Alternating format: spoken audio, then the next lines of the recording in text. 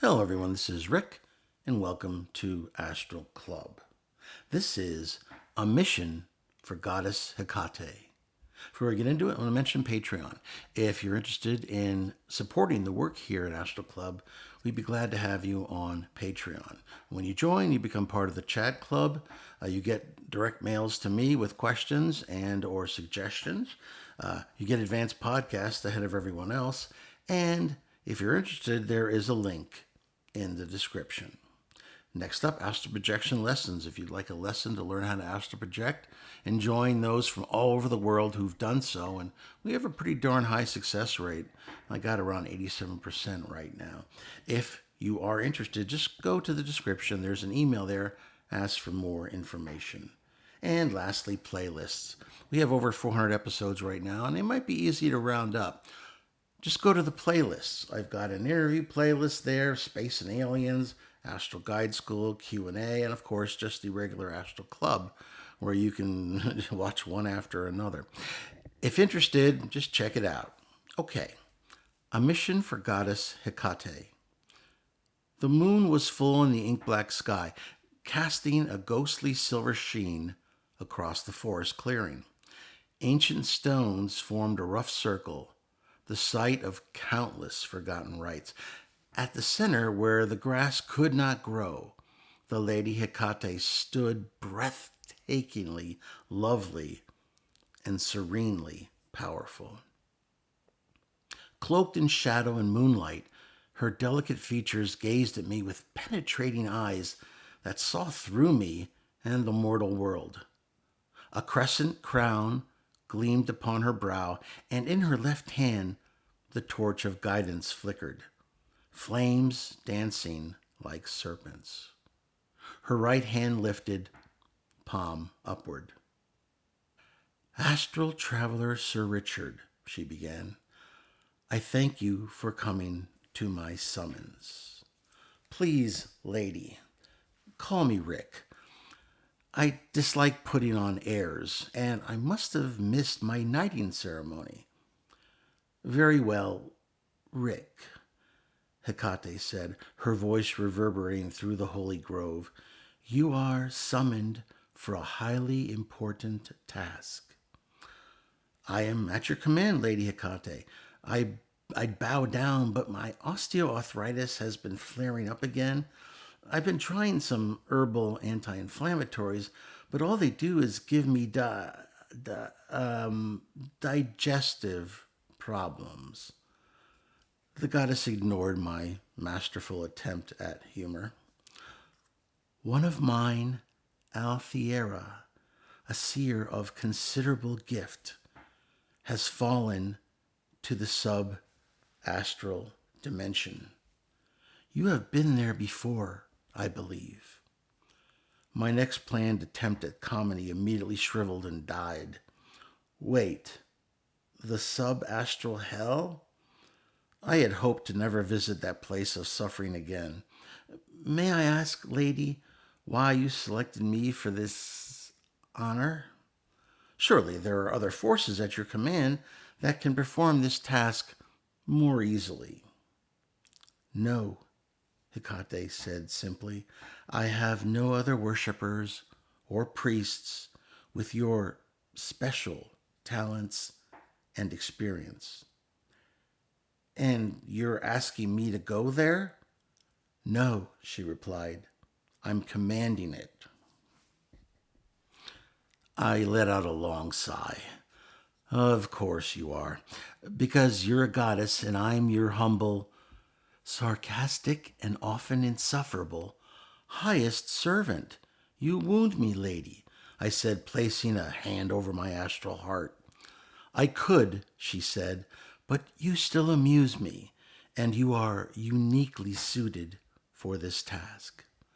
Let me guess.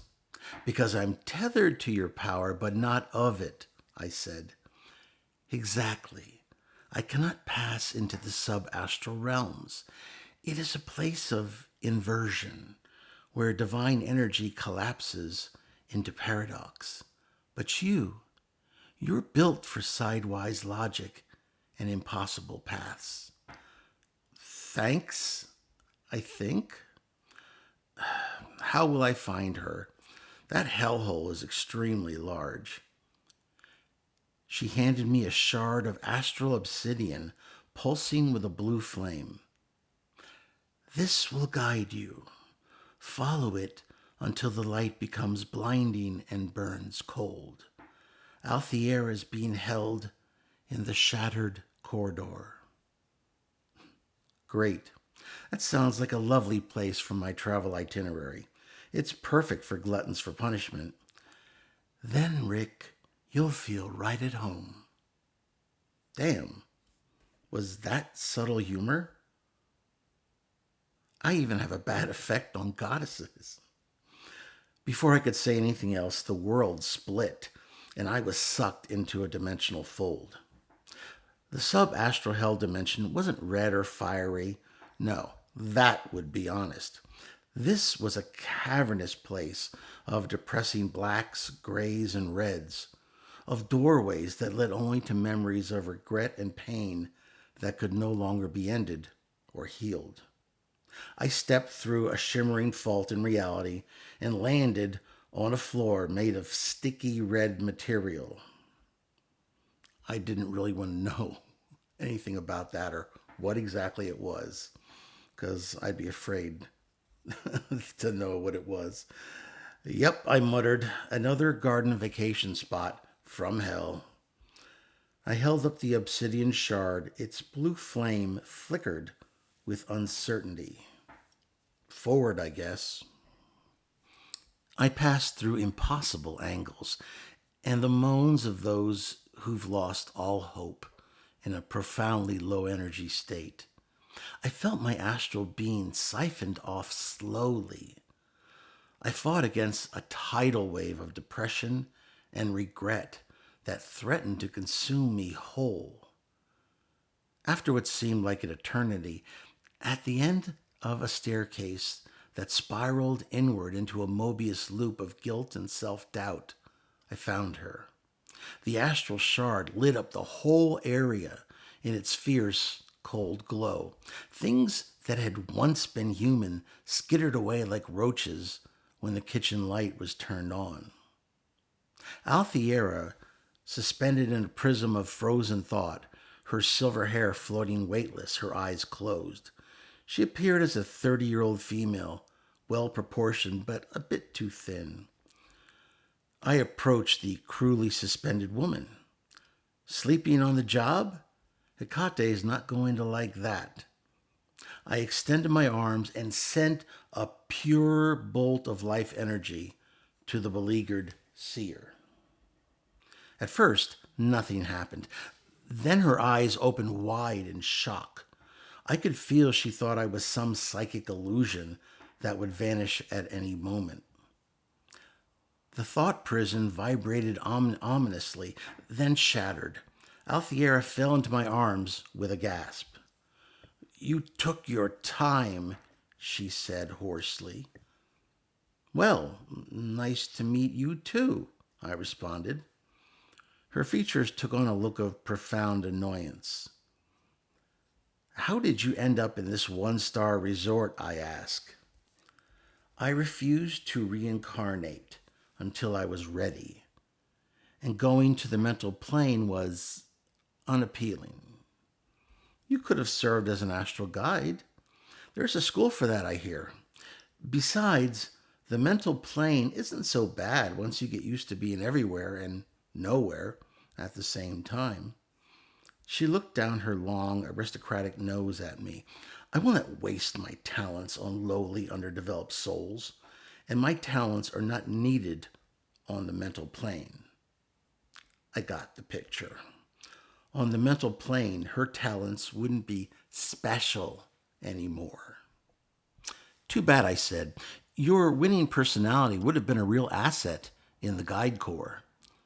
She looked at me like people do at a disgusting multi-legged insect. "Enough of your inane chatter. I command you to give me the life energy I need to leave this place." "Say please," I teased. Her look could have struck me dead where I stood. Lady Hikate ordered you to free me. Do so now or pay the price. True, I responded, but the lady neglected to mention a time frame. I could come back in 100 years if that works for you. Oh, and now you must ask for my energy, pretty please. Keep up that attitude, and I'll add sugar on top. She raged, spitting out incoherent curses at me, and I believe my mother was brought up several times in a very inappropriate way. Once the fury of her abuse abated, she looked at me with a sour look. Then she forced out the telepathic words through gritted teeth. Pretty please, free me. Now, that wasn't so hard, was it? I answered. I suppressed a self-satisfied smile. I then extended my arms once more and channeled some of my life energy into her. When I was done, I felt very fatigued, like the folks pouring water on themselves at the finish line of the Boston Marathon. We walked back along the path. The astral shard now acted as a guide stone, pulling us to the exit point. When we emerged into the sacred grove, the moon hung lower in the sky, but still lit the glade.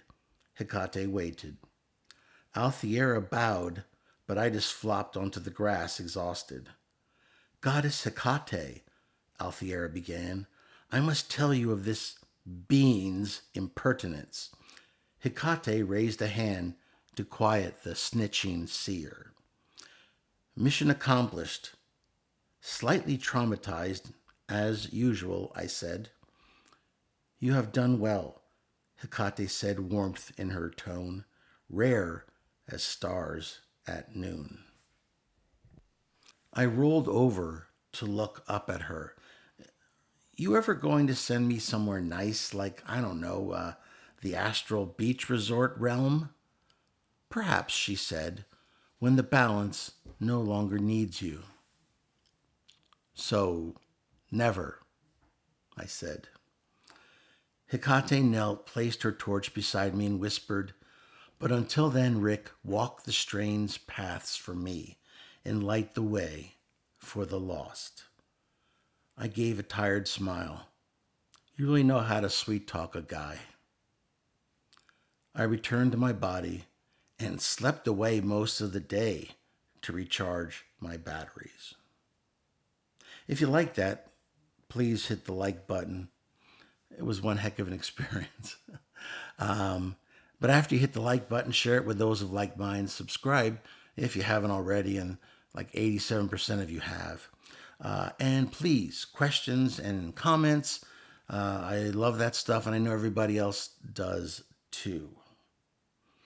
This is Rick, and I will see you on the astral plane.